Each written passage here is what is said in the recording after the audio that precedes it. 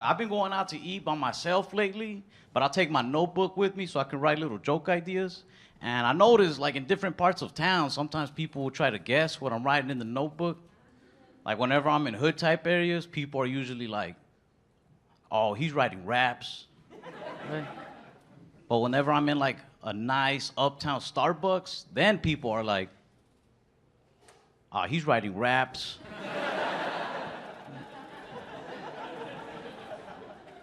One time I was like in a very like quiet, low-key coffee shop, and this girl comes up to me. She's like, "Hey, excuse me, are you writing poetry?" I was like, "No, I'm writing raps." I tried to hide my notebook, and she tried to peek over my shoulder. She was like, "How come it says jerk off right there?" I was like, "Don't worry about that. Streets is crazy. People die jerking off there." Try to eat healthy. Like I'm a type 1 diabetic, and a lot of people don't believe me when I say that. I think it's because I'm real slim. You know, it's kind of like hearing a really ugly dude tell you he got herpes. Because people just look at you like, you got it? Like you think you got it or a doctor told you you got it? Well, a doctor did tell me. I was diagnosed like at 6. And I had that same doctor from when I was 6 up until I was 18, which is a long time to have one doctor. So when I left, I thought it'd be nice to leave him a review on his website. So who knows him better than I do, you know? I was like, this man was my doctor for the last 12 years. And I am still diabetic. 1 star.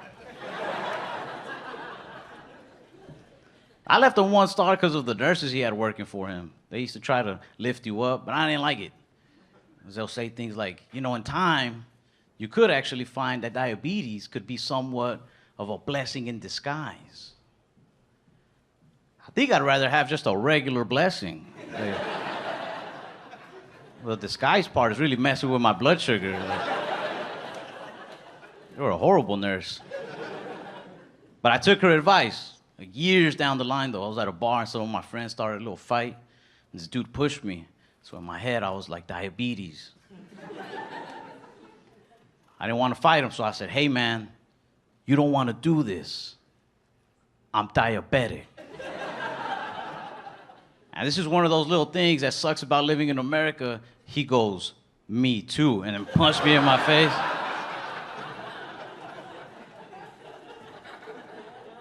I've never cared about like a weight problem or a diabetes problem in this country, but when that happened, I was like, this is out of control, man, it's diabetes. I saw it as like, come on, man, we gotta stick together, but he saw it as like, nah, 2 types walked in, 1 type's walking out. But I go out to eat a lot. I've been having this problem at restaurants where I get skipped in lines pretty much every time by white women. Not saying I'm angry, I'm just saying, it's usually you guys. But I don't think it's a race thing. Like, I don't think white women are skipping me because I'm Hispanic. I think white women are skipping me because I'm short and Hispanic. Like, hear me out. You see a 6-foot Latino dude standing in line, that dude has the potential to be tall, tan, handsome. You respect that man's place in that line. But they see me, 5'7" Hispanic dude in line, in their mind they're probably thinking,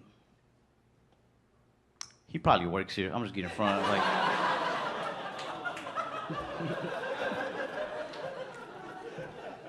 I don't say anything though. I don't really think it's a big deal. If anybody's wrong in the situation, it's me.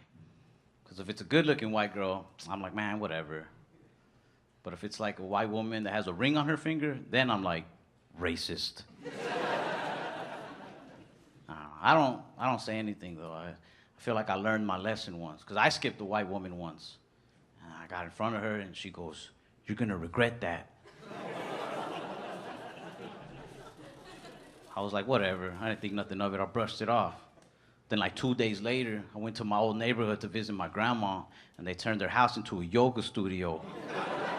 I was like, ah. They fucking got me.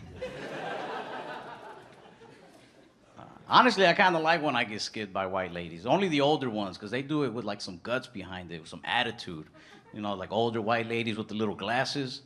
They'll get right in front of you and then look back at you like, what? Go ahead, say something. This is a target. Who do you think they'll believe? I'm like, fair enough, fair enough. I don't know where I fit in.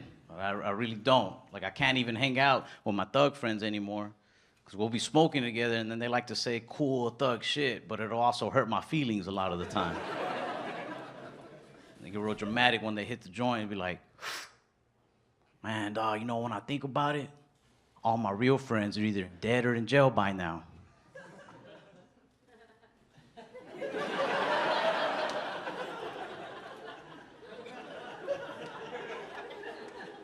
I'm like, give me back my weed, man.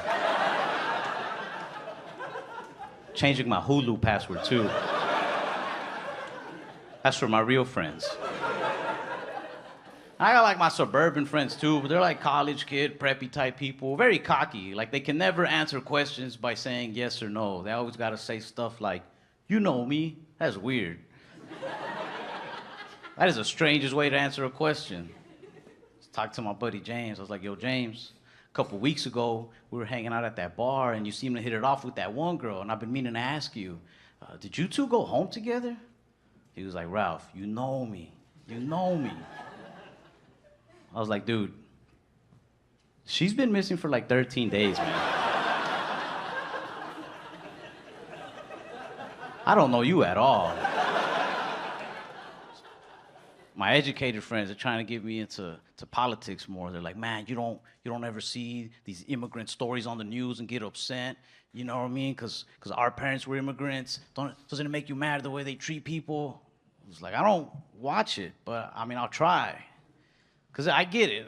Everybody has something to be offended by, you know? Like, and I want to be a part of my people. I want to find something to get offended about. I want to be mad. I was watching all these different political channels, but I couldn't care much. Until I started watching CNN. They were doing this special on China. And now I started getting a little offended, right? It caught me. The first thing that caught me, 80% of Americans don't trust President Xi Jinping. And I don't think that's true, because I don't think 80% of us knew China had a president. Called my buddy Peng, because he's from China. I was like, yo, you guys have a president in China? He says, no. He said, it's more of like a chairman position. I was like, oh, well, I don't trust him. And then I kept watching. They said, the biggest threat to our country is the country of China. And that's where I got mad. Because China has not only clothed and fed me for the last 20-something years, but after every meal, they give me a little message of inspiration. China's my biggest threat? No. I'll believe they're my mom before I believe they're my biggest threat. They start pressuring me to vote a lot. I don't like that either. I miss being a little kid, getting pressured into more human things, like gangs, drugs. You knew which one was dangerous. But with voting, you can never pick a right side sometimes, you know? You think you know, and then somebody comes out of the shadows with some hidden facts that they read online. It's hard to know what's true or not. You'll be like, hey, yeah, I'm gonna go Democrat because I heard they got a good health plan. They're like, no, yeah, they do. It's a good choice. And then out of the shadows, somebody pops up like, but also, they eat children. Oh. Okay, I don't want that. Let me check out the Republican side. And you get the facts on them. Oh yeah, they got a good budget plan. They're really trying to fix up the economy. You'll like it. And then out of those same shadows, somebody pops up with like, but also, they're the ones who purchased the children. Like, I'm good on kids, man. I'm good. I do want to vote. I do want to, but honestly, I want to do it for bragging rights. I feel like one day there's gonna be a badass president who legalizes all sorts of cool things across the country. Like mushrooms, weed, prostitutes. Not saying I'm just gonna go indulge in all of these, but I would like to think if, you know, by some circumstance I find myself sharing a legitimate blunt with a legal prostitute as we file her W-9. in that moment, I want to be like, you're welcome, by the way. I voted. I did this. Like, it's just scary. Like, you really do got to get informed, man. You can't just make a snap decision. Like, I'm 25, but I don't feel like I'm old enough to vote. You know, like I want to pick a president, but at this age, like I'm still learning how to pick good mechanics. I got my wheel alignment the other day by a dude who guessed the price off the top of his head. I just pulled in. I was like, "Excuse me, sir, how much is it for a wheel alignment?"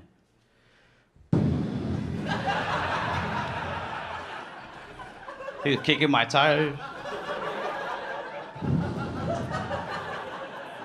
I just looked at him like,